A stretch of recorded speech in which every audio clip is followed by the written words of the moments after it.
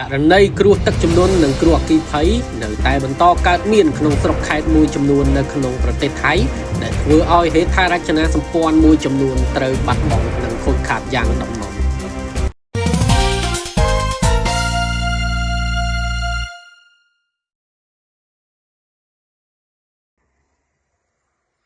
ជំរាបសួរពុកម៉ែបងប្អូនទាំងអស់គ្នាដែលកំពុងតែតាមដានទស្សនា Channel Hot New Daily ជួបគ្នាសារជាថ្មីម្ដងទៀតហើយក៏សូមទោសទៅដល់ពុកម៉ែបងប្អូនដែលមួយរយៈកន្លងមកនេះខ្ញុំរវល់ជាប់ជាមួយនឹងការងារហើយខានផុសវីដេអូឲ្យបងប្អូនបានតាមដានទស្សនា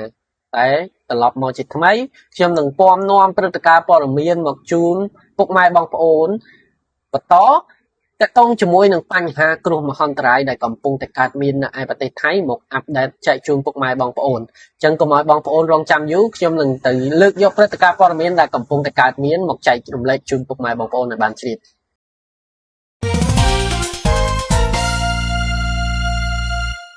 អគ្គិភ័យដ៏សន្ធោសន្ធៅឆាបឆេះរោងចក្រផលិតវេចខ្ចប់ផ្លាស្ទិកនៅខេត្តសមុទ្រសខនអគារផលិតកម្មទាំងមូលត្រូវបានបំផ្លាញខេត្តសមុទ្រសខនប្រទេសថៃអគ្គិភ័យដ៏ធំមួយបានផ្ទុះឡើងនៅមុនពេលថ្ងៃរះនាថ្ងៃទី31ខែឧសភាឆ្នាំ2026នៅក្នុងរោងចក្រផលិតសម្ភារៈវេចខ្ចប់ផ្លាស្ទិកមួយក្នុងខេត្តសមុទ្រសខនបណ្ដាលឲ្យអគារផលិតកម្មទាំងមូលរងការបំផ្លាញយ៉ាងធ្ងន់ធ្ងរនិងបង្កការភ្ញាក់ផ្អើលដល់ប្រជាពលរដ្ឋនៅតំបន់ជុំវិញ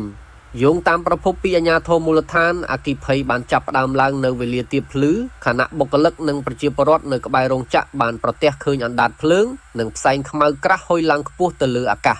ភ្លាមនោះសេចក្តីរាយការណ៍ត្រូវបានបញ្ជូនទៅកាន់អាជ្ញាធរពន្លត់អគ្គិភ័យដើម្បីចេញអន្តរាគមន៍ជាបន្ទាន់រថយន្តពន្លត់អគ្គិភ័យជិត20គ្រឿងត្រូវបានបញ្ជូនទៅកន្លែងកើតហេតុដោយសាររោងចក្រនេះផ្ទុកវត្ថុធាតុដើមនិងផលិតផលផ្លាស្ទិកក្នុងបរិមាណច្រើនដែលជាសម្ភារៈងាយឆេះខ្លាំងអណ្ដាតភ្លើងបានរីករាលដាលយ៉ាងឆាប់រហ័សទៅកាន់ផ្នែកផ្សេងនៃអគារផលិតកម្មអាជ្ញាធរបានបញ្ជូនរថយន្តពន្លត់អគ្គិភ័យជិត20គ្រឿងព្រមទាំងកម្លាំងសង្គ្រោះបន្ទាន់និងមន្ត្រីជំនាញជាច្រើនអ្នកទៅកាន់ទីតាំងកើតហេតុដើម្បីទប់ស្កាត់ការរីករាលដាលនៃភ្លើងនិងការពាររោងចក្រអគារនិងលំនៅឋានដែលស្ថិតនៅក្បែរនោះប្រតិបត្តិការពន្លត់អគ្គិភ័យត្រូវបានអនុវត្តយ៉ាងសស្រាក់សស្រាំដោយក្រុមការងារត្រូវប្រឈមនឹងកម្ដៅខ្លាំងនិងផ្សែងពុលដែលបង្កឡើងដោយការឆេះនៃសម្ភារៈផ្លាស្ទិកអណ្ដាតភ្លើងបានឆាបឆេះយ៉ាងសន្ធោសន្ធៅនិងបង្កឲ្យមានសំឡេងផ្ទុះជាបន្តបន្ទាប់ពីសម្ភារៈនិងឧបករណ៍មួយចំនួននៅក្នុងរោងចក្រអគារផលិតកម្មទាំងមូលរងការបំផ្លាញបន្ទាប់ពីការប្រយុទ្ធជាមួយអណ្ដាតភ្លើងអស់រយៈពេលជាច្រើនម៉ោងក្រុមពន្លត់អគ្គិភ័យទើបអាចគ្រប់គ្រងស្ថានភាពបានជាបណ្ដើរទោះជាយ៉ាងណាអគារផលិតកម្មសំខាន់របស់រោងចក្រត្រូវបានភ្លើងឆេះបំផ្លាញស្ទើរតែទាំងស្រុងរចនាសម្ព័ន្ធអគារមួយចំនួនបានដួលរលំខណៈម៉ាស៊ីនផលិតកម្មឃ្លាំងស្តុកវត្ថុធាតុដើមនិងផលិតផលសម្រាប់ជាច្រើនត្រូវបានបំផ្លាញដោយអណ្ដាតភ្លើងអាជ្ញាធរកំពុងបន្តវាយតម្លៃទំហំនៃការខូចខាតដែលត្រូវបានគេរំពឹងថាមានតម្លៃយ៉ាងច្រើនសម្ភារៈផ្លាស្ទិកបង្កើនហានិភ័យនៃការឆេះអ្នកជំនាញបានពន្យល់ថារោងចក្រផលិតវេចខ្ចប់ផ្លាស្ទិកជាប្រភេទទីតាំងដែលមានហានិភ័យអគ្គិភ័យខ្ពស់ដោយសារវត្ថុធាតុដើមនិងផលិតផលភាគច្រើនជាសារធាតុងាយឆេះនៅពេលភ្លើងឆេះសម្ភារៈទាំងនេះអាចបង្កើតកម្ដៅខ្លាំងនិងផ្សែងពុលក្នុងបរិមាណច្រើនដែលធ្វើឲ្យការពន្លត់អគ្គិភ័យកាន់តែពិបាកក្រៅពីការបំផ្លាញទ្រព្យសម្បត្តិអគ្គិភ័យប្រភេទនេះក៏អាចបង្កផលប៉ះពាល់ដល់បរិស្ថាននិងសុខភាពសាធារណៈដោយសារផ្សែងដែលកើតចេញពីការឆេះសារធាតុផ្លាស្ទិកមានសមាសធាតុគីមីជាច្រើន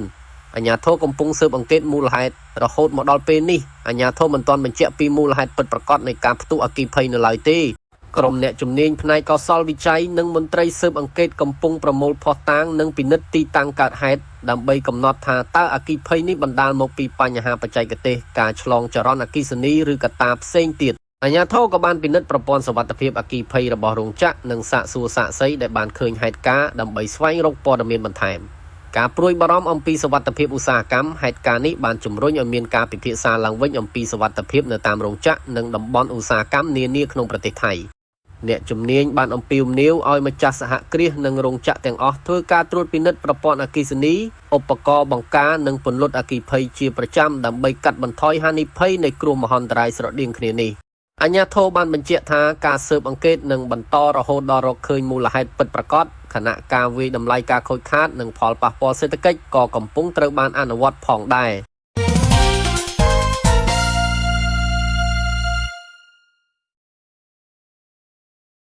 អាញាធរថៃប្រមានអ្នកប្រើប្រាស់ផ្លូវឲ្យបង្កើនការប្រុងប្រយ័ត្នក្រោយរកឃើញស្នាមប្រេះលើផ្ទៃផ្លូវចែងវឌ្ឍនៈក្នុងទីក្រុងបាងកកប្រទេសថៃអាញាធរថៃបានចេញសេចក្តីជូនដំណឹងបន្ទាន់ដល់អ្នកប្រើប្រាស់ផ្លូវទាំងអស់ឲ្យបង្កើនការប្រុងប្រយ័ត្នខ្ពស់បំផុតនៅពេលធ្វើដំណើរឆ្លងកាត់ផ្លូវចែងវឌ្ឍនៈឆែងវឌ្ឍនរតបន្ទាប់ពីមានការរកឃើញការខូចខាតនិងស្នាមប្រេះនៅលើផ្ទៃផ្លូវក្នុងទិសដៅចេញពីកណ្ដាលទីក្រុងដែលអាចបង្កហានិភ័យដល់សុវត្ថិភាពចរាចរណ៍ប្រសិនបើមិនមានការប្រុងប្រយ័ត្នគ្រប់គ្រាន់យោងតាមព័ត៌មានពីអាជ្ញាធរពាក់ព័ន្ធកាលពីថ្ងៃទី30ខែឧសភាឆ្នាំ2026ក្រុមការងារទទួលបន្ទុកហេដ្ឋារចនាសម្ព័ន្ធនិងសុវត្ថិភាពផ្លូវថ្នល់បានទទួលសេចក្តីរាយការណ៍អំពីការខូចខាតនៅលើផ្លូវចែងវឌ្ឍនៈស្ថិតនៅជិតអគារ Condo The Kitchen Watana ដែលជាតំបន់មានចរាចរណ៍មមាញឹកនិងមានប្រជាពលរដ្ឋធ្វើដំណើរឆ្លងកាត់ជារៀងរាល់ថ្ងៃរកឃើញស្នាមប្រេះនៅលើផ្ទៃផ្លូវបង្កការព្រួយបារម្ភពីសុវត្ថិភាពបន្ទាប់ពីទទួលបានព័ត៌មានក្រុមជំនាញបានចុះទៅពិនិត្យទីតាំងជាក់ស្ដែងនិងបានរកឃើញស្នាមប្រេះជាច្រើនកន្លែងនៅលើផ្ទៃផ្លូវទោះបីជាអាជ្ញាធរមិនទាន់បញ្ជាក់ពីទំហំនិងជម្រៅនៃការខូចខាតនៅឡើយក៏ដោ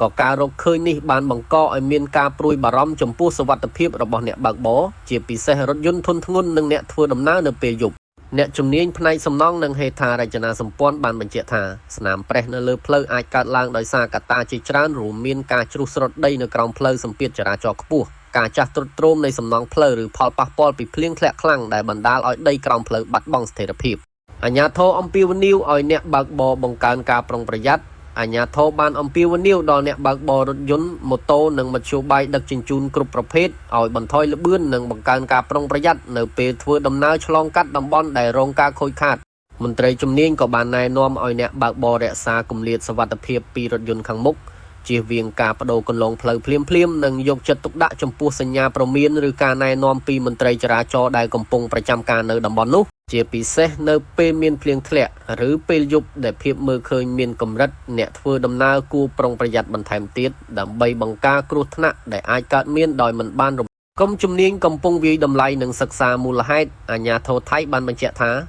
ក្រុមវិស្វករនិងអ្នកជំនាញផ្នែកហេដ្ឋារចនាសម្ព័ន្ធកំពុងបន្តធ្វើការវាយតម្លៃស្ថានភាពផ្លូវដើម្បីកំណត់ថាតើស្នាមប្រេះទាំងនោះជាការខូចខាតផ្ទៃក្រៅធម្មតាឬជាសញ្ញានៃបញ្ហារចនាសម្ព័ន្ធធ្ងន់ធ្ងរនៅក្រោមផ្លូវប្រសិនបើការត្រួតពិនិត្យបង្ហាញថាមានហានិភ័យខ្ពស់អាជ្ញាធរអាចនឹងសម្រេចបិទផ្លូវមួយផ្នែកឬទាំងស្រុងជាបណ្ដោះអាសន្នដើម្បីអនុញ្ញាតឲ្យមានការជួសជុលនិងធានាសុវត្ថិភាពសាធារណៈផ្លូវចែងវឌ្ឍនៈជាសរសៃឈាមចរាចរណ៍ដ៏សំខាន់របស់ទីក្រុងបាងកកផ្លូវចែងវឌ្ឍនៈត្រូវបានគេចាត់ទុកថាជាផ្លូវសំខាន់មួយនៅភាគខាងជើងនៃទីក្រុងបាងកកដែលតភ្ជាប់ទៅកាន់តំបន់លំនៅឋានមជ្ឈមណ្ឌលពាណិជ្ជកម្មស្ថាប័នរដ្ឋនិងអាកាសយានដ្ឋានជាច្រើន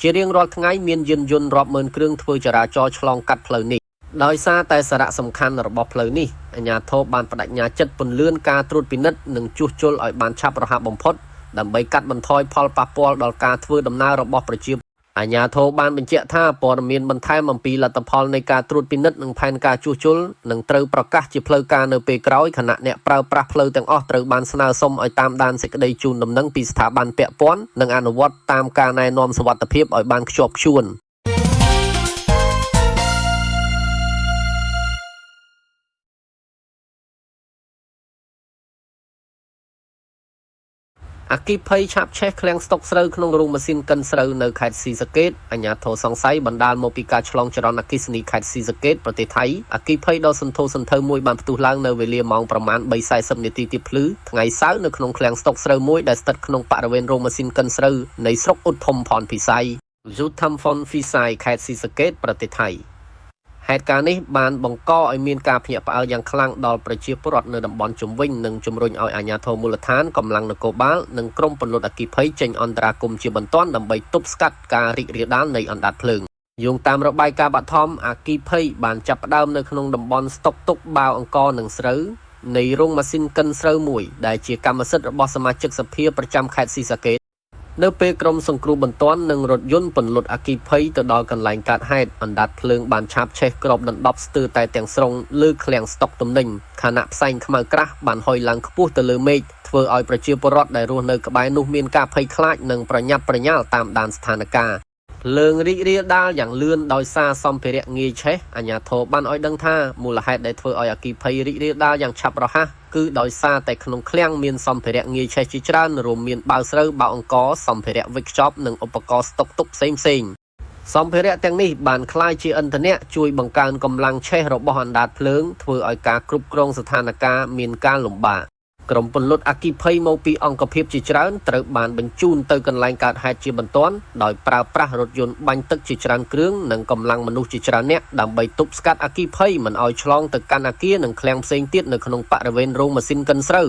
បន្ទាប់ពីខិតខំប្រឹងប្រែងអស់រយៈពេលជាង1ម៉ោងអាជ្ញាធរទើបអាចគ្រប់គ្រងស្ថានភាពនិងពន្លត់អណ្ដាតភ្លើងបានដោយជោគជ័យ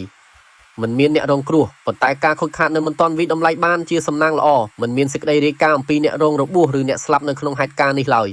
ទោះជាយ៉ាងណាទំហំជាក់លាក់នៃការខូចខាតទ្រព្យសម្បត្តិនៅមិនទាន់អាចកំណត់បាននៅឡើយគណៈក្រុមជំនាញកំពុងបន្តត្រួតពិនិត្យនិងវិតម្លៃផលប៉ះពាល់សេដ្ឋកិច្ចដែលបណ្ដាលមកពីគ្រោះអគ្គិភ័យនេះប្រភពព័ត៌មានបានបញ្ជាក់ថាបាវស្រូវនិងអង្ករមួយចំនួនធំរួមទាំងសម្ភារៈស្តុកទុកផ្សេងៗត្រូវបានបំផ្លាញដោយអណ្ដាតភ្លើងខណៈរចនាសម្ព័ន្ធមួយផ្នែកនៃឃ្លាំងក៏ទទួលរងការខូចខាតផងដែរសង្ស័យបណ្ដាលមកពីការឆ្លងចរន្តអគ្គិសនីការស៊ើបអង្កេតបឋមរបស់នគរបាលបានបង្ហាញថាអគ្គិភ័យអាចបណ្ដាលមកពីការឆ្លងចរន្តអគ្គិសនី short circuit នៅក្នុងប្រព័ន្ធភ្លើងរបស់ឃ្លាំងទោះជាយ៉ាងណាអាជ្ញាធរមិនទាន់ធ្វើការសន្និដ្ឋានជាផ្លូវការនៅឡើយទេមន្ត្រីកសលវិច័យនិងក្រុមអ្នកស៊ើបអង្កេតជំនាញនឹងបន្តធ្វើការពិនិត្យលម្អិតនៅកន្លែងកើតហេតុដើម្បីស្វែងរកមូលហេតុពិតប្រាកដនៃការឆាបឆេះនិងកំណត់ថាតើមានកត្តាផ្សេងទៀតពាក់ព័ន្ធដែរឬទេអាជ្ញាធរពង្រឹងសន្តិសុខនិងប្រមូលភស្តុតាងក្នុងអំឡុងពេលប្រតិបត្តិការពន្លត់អគ្គិភ័យកម្លាំងនគរបាលបានដាក់ពង្រាយក្រុមល្បាតនិងមន្ត្រីចរាចរណ៍ជាច្រើនអ្នកដើម្បីរក្សាសណ្ដាប់ធ្នាប់សម្រួលចរាចរណ៍និងធានាថារថយន្តពន្លត់អគ្គិភ័យអាចចូលទៅដល់កន្លែងកើតហេតុបានដោយគ្មានឧបសគ្គលោកនីលកានផនស័កអធិការនគរបាលមូលដ្ឋានបានបញ្ជាឲ្យមន្ត្រីជំនាញប្រមូលភស្តុតាងទាំងអស់នៅកន្លែងកើតហេតុនិងសហការជាមួយស្ថាប័នពាក់ព័ន្ធដើម្បីវាយតម្លៃទំហំការខូចខាតនិងចាត់វិធានការតាមនីតិវិធីច្បាប់បន្តទៀតអាជ្ញាធរអំពាវនាវឲ្យពិនិត្យប្រព័ន្ធអគ្គិសនីជាប្រចាំក្រោយហេតុការណ៍នេះអាជ្ញាធរថៃបានអំពាវនាវដល់ម្ចាស់រោងចក្រឃ្លាំងស្តុកទំនិញនិងអាជីវកម្មនានាឲ្យត្រួតពិនិត្យប្រព័ន្ធអគ្គិសនីជាប្រចាំនិងអនុវត្តវិធានការសុវត្ថិភាពអគ្គិភ័យឲ្យបានត្រឹមត្រូវដើម្បីបង្ការគ្រោះមហន្តរាយស្រដៀងគ្នានេះនាពេលអនាគតមន្ត្រីជំនាញបានប្រមានថាឃ្លាំងដែលផ្ទុកស្រូវអង្ករឬសម្ភារៈងាយឆេះផ្សេងៗត្រូវការថែទាំប្រព័ន្ធអគ្គិសនីនិងឧបករណ៍ការពារអគ្គិភ័យឲ្យបានត្រឹមត្រូវព្រោះអគ្គិភ័យតែមួយអាចបណ្ដាលឲ្យខាតបង់ទ្រព្យសម្បត្តិរាប់លានបាតនិងប៉ះពាល់យ៉ាងធ្ងន់ធ្ងរដល់សកម្មភាពអាជីវកម្មហេតុការណ៍នេះកំពុងស្ថិតក្រោមការស៊ើបអង្កេតបន្តខណៈអាជ្ញាធររំពឹងថានឹងមានរបាយការណ៍ផ្លូវការអំពីមូលហេតុនិងទំហំការខូចខាតក្នុងពេលឆាប់ៗខាងមុខសម្រាប់ព្រឹត្តិការណ៍ព័ត៌មានថ្ងៃនេះក៏បានមកដល់ទីបញ្ចប់ហើយក៏សូមអរគុណទៅដល់ពុកម៉ែបងប្អូនទាំងអស់គ្នាដែលបានតាមដានទស្សនា Channel របស់ខ្ញុំបាទហើយក៏សូមអធិស្ឋានទៅលើការអធិប្បាយដែលមានពាក្យពេចន៍ត្រង់ណាមិនសមរម្យសូមបងប្អូនអភ័យទោសជួបគ្នានៅវីដេអូបន្ទាប់សូមអរគុណ